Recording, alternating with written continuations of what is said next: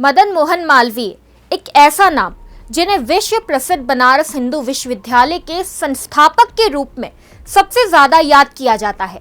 आज लोग मदन मोहन मालवीय को तो जानते हैं, लेकिन उनका भाग्य नगरी यानी वर्तमान हैदराबाद के निजाम के साथ एक ऐसा किस्सा है जिसे शायद ही कुछ लोगों ने सुना होगा। बता दें कि ये एक ऐसी घटना है जिसने हैदराबाद के निजाम के होश ठिकाने ला दिए थे और उस समय दुनिया का सबसे अमीर आदमी निजाम, जिसने BHU के लिए दान में अपनी जूती दी थी, वो खुद आकर मालवीय को लेकर अपने महल पहुंचा और भारी भरकम दान देकर विदा किया।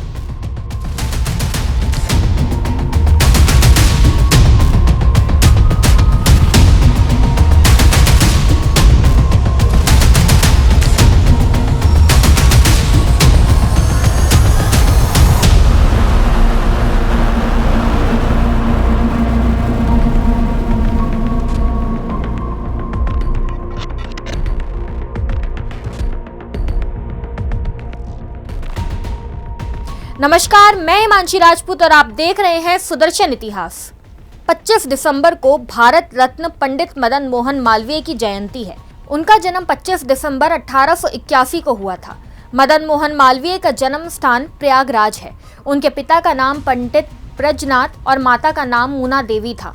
मालवीय जी ने विभिन्न स्कूलों और विश्वविद्यालयों में अध्ययन करने के बाद कलकत्ता विश्वविद्यालय से स्नातक की डिग्री अर्जित की। बता दें कि मालवीय जी का जीवन उपलब्धियों से भरा पड़ा है, लेकिन BHU की स्थापना एक विशेष उपलब्धि है। अब आपको बता दूं कि पंडित मदन मोहन मालवीय ने स्वतंत्रता आंदोलन में भाग लेकर 35 साल तक कांग्रेस की सेवा की। उन्हें सन 1909, 1918, 1930 और 1932 में कांग्रेस का अध्यक्ष चुना गया। गोपाल कृष्ण गोखले और बाल गंगाधर तिलक दोनों का ही अनुयायी होने के कारण उन्हें स्वतंत्रता संग्राम में उदारवादी और राष्ट्रवादी तथा नरमपंथी एवं गरमपंथी दोनों के बीच की विचारधारा का नेता माना जाता था। मालवीय जी एक प्रख्यात वकील भी थे। एक वकील के रूप में उनकी सबसे बड़ी सफलता चोरी चोरा कांड के अभियुक्तों को फांसी से बचा लेने की थी। चोरी चोरा कांड में 170 भारतीयों को सजा-ए-मौत देने का ऐलान किया गया था, लेकिन महामना ने अपनी योग्यता और तर्क के बल पर 151 लोगों को फांसी के फंदे से छुड़ा लिया था। मदन मोहन मालवीय हिंदू महासभा के सबसे प्रारंभिक एवं असरदार नेताओं में से एक थे। अब बात करते हैं उस घटना की जब मदन मोहन मालवीय ने हैदराबाद के निजाम को मजा चखाया था। घटना सन 1916 की है, जब पंडित मदन मोहन मालवीय ने एक विश्वविद्यालय स्थापित करने के बारे में सोचा, जिसके लिए उन्होंने धन जुटाने के लिए कड़ी मेहनत की। लेकिन धनी व्यापारियों से लेकर जमींदारों तक जहां भी मालवीय गए, किसी ने उनकी मदद नहीं की। इसके बाद उन्होंने हैदराबाद के निजाम के दरबार में प्रवेश किया, जो उस समय दुनिया के सबसे अमीर आदमी माने जाते थे।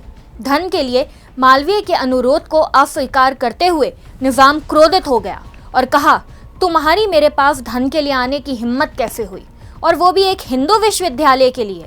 उनकी अपमानजनक टिप्पणी के बाद निजाम ने अपना जूता उतारकर मालवीय पर फेंका और बदतमीजी करते हुए कहा कि दान में देने के लिए उनके पास सिर्फ जूती है। अपमानित महसूस करते और वहां से चले जाने के बजाय मालवीय ने निजाम का जूता लिया और एक शानदार विचार के साथ बाजार में चले गए। मदन मोहन मालवीय वैसे तो बहुत ही विनम्र थे, लेकिन निजाम की इस बदतमीजी के लिए उन्होंने उसे सबके सामने सबक सिखाने की ठान ली थी। हैदराबाद के बाजार में निजाम की जूती को लेकर नीलाम करने बैठ गए। क्योंकि ये जूते शाही परिवार के थे, इसलिए कई अमीर लोग इन्हें खरीदना चाहते थे। ये खबर तुरंत निजाम तक पहुंची और उसने सोचा कि अगर उसके जूते किसी ऐसे व्यक्ति ने खरीदे जो उसके जितना अमीर नहीं है, तो ये उसका अपमान होगा। जिसके बाद वो फौरन वहां पहुंचा और मालवीय को लेकर अपने महल चला गया, जहां उसने भारी भरकम दान देकर मालवीय जी को विदा किया। और इस धन का उपयोग मदन मोहन मालवीय जी ने बनारस हिंदू विश्वविद्यालय की स्थापना के लिए किया। बता दूं कि 12 नवंबर 1946 को उनका निधन हो गया और साल 2014 में मरण उपरांत देश के सर्वोच्च नागरिक सम्मान भारत रत्न से उन्हें सम्मानित किया गया था। अब मैं आपसे विदा लेती हूँ, मिलती हूँ अगली वीडियो में। जय हिंद, जय भारत।